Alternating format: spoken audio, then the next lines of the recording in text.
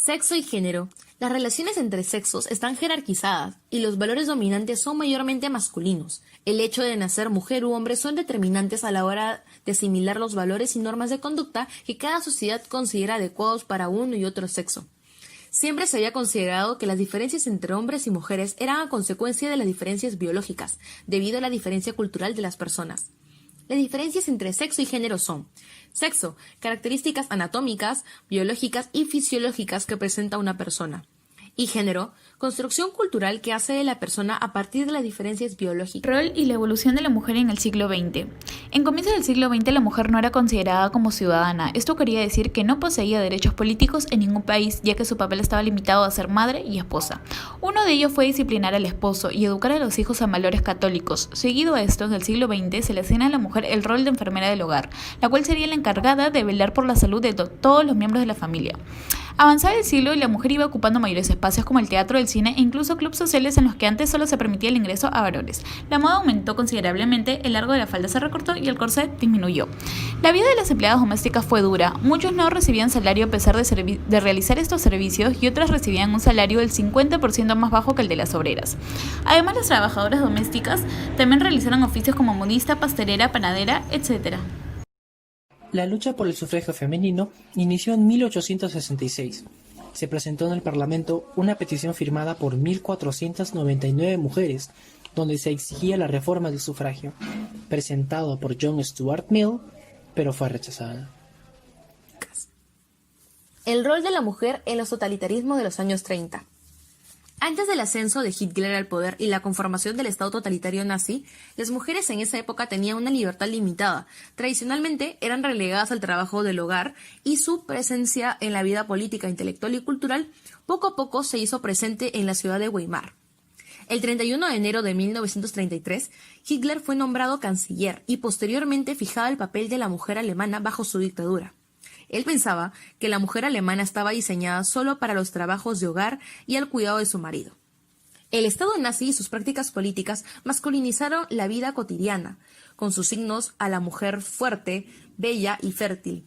Sin embargo, menospreciaron a las mujeres judías y aunque hubo denuncias por injurias contra el régimen totalitario y la resistencia se hizo pública manifestándose mediante cartas y panfletos, lo cual en la mayoría de los casos terminó con la muerte de esas mujeres. A inicios del siglo XIX, las mujeres europeas habían accedido a un mayor nivel educativo. Sin embargo, las de clase humilde se convertirían en mano de obra que aportarían a la industrialización. En 1917 se aprobó el sufragio femenino, pero se tenían que cumplir ciertos requisitos, y no fue hasta el 18 cuando se eliminaron los requisitos económicos, y en el 28 conseguir la igualdad de voto en edad con respecto a los hombres. Al inicio de la Segunda Guerra Mundial, se sustituirían a los hombres en el ámbito laboral. Los gobiernos empezarían una campaña publicitaria para atraer a las mujeres al trabajo. Sin embargo, estos no surgirían a efecto al inicio. El regreso de la mujer al trabajo traería problemas de la Primera Guerra Mundial. Por ejemplo, se seguía viendo de mala manera el trabajo de las mujeres, donde se las acusaba de quitar el trabajo. La mujer entraría al ejército.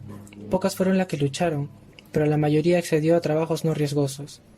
La discriminación racial también llegó al ámbito laboral. En cuanto a las judías, en un principio se les prohibió trabajar. De esta forma, debían de abandonar sus profesiones. Más adelante, formaron parte de las prisioneras de guerra en los campos de concentración, donde serían forzadas a trabajar en malas condiciones.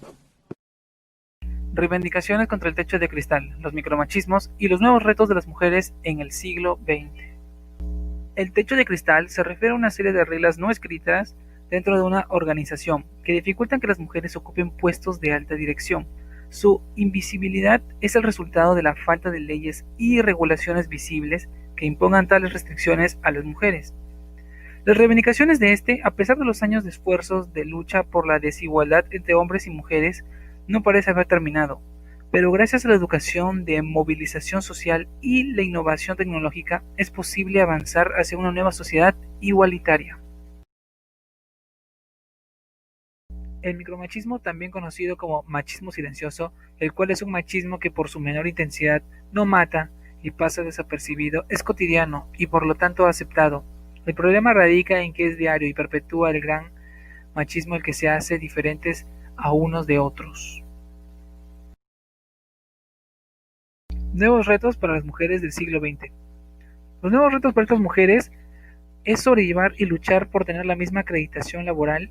A medida que avanza el siglo y los procesos de modernización, la mujer ocupó cada vez con mayor insistencia nuevos espacios. Su presencia se hizo habitual en el teatro, las salas de cine, las salas de té y en los clubes sociales, en los cuales a principios del siglo solo se permitía la presencia masculina. Ahora veremos las oleadas feministas en la década de los 60 y 70, conocidas como la tercera ola del feminismo, en la cual surgen nuevos movimientos feministas e inicia en 1960 y algunos autores difieren que terminó en el 2000 y otros que permanecimos en esta. A diferencia de la primera y segunda ola feminista, estas fueron representadas por mujeres burguesas, dejando de lado a las mujeres negras como Saussure, quien representa una doble exclusión, por la raza y por el género, y a la clase baja u obreras como Flora Tristán, quien representa una doble represión, por la clase y por el género. Con el objetivo de expandir el feminismo, se reconocen dos corrientes importantes dentro de este. Por un lado, el feminismo socialista o radical buscaba cambiar todo el sistema, ya que debía haber una reforma en el sistema capitalista para liberar a la mujer de los roles que le atribuye el patriarcado. Por otro lado, el feminismo liberal buscaba la igualdad de derechos, a ser posible por incluirla en el mercado laboral y puestos de poder. Después de la Segunda Guerra, la mujer deja el campo industrial y vuelve al hogar. Efecto de ello, muchas mujeres empiezan a cuestionar más cosas, se enferman, se deprimen y buscan ser incluidas. Es así que surgen grandes precursoras como Betty Freeman, que junto con otras mujeres forman el movimiento Now, tratando temas de desigualdad entre hombres y mujeres, y logran tener los derechos fundamentales. Sin embargo, dentro del hogar las mujeres son maltratadas y abusadas, dando lugar al feminismo radical, tomando como punto céntrico del problema el patriarcado como sistema. Son muchas las definiciones para el término machista, siendo el tema central la supremacía del hombre antes que la mujer o sobre ella. En este contexto, la mujer cumple con roles domésticos y en los ámbitos laborales, económicos, sociales y públicos son separadas y muestran mayores beneficios para los hombres. Esto en el punto de vista público. Por otro lado, en el campo privado sucede lo mismo, mayores tareas para la mujer, responsabilidad y bienestar de la familia, entre otros.